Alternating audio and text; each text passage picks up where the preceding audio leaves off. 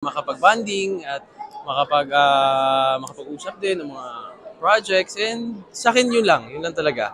Makita ko lang yung iba kong katrabaho. Sabihan mo naman kami about your look for the red carpet.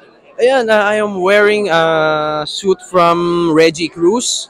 And ito sabi sa akin ni Mama Reg, medyo punk. So, ganoon. Tapos classic na itsurahan, timeless. Yun lang naman. Wet look. Ayun lang naman. How hands-on are you sa pagpili ng look mo talaga?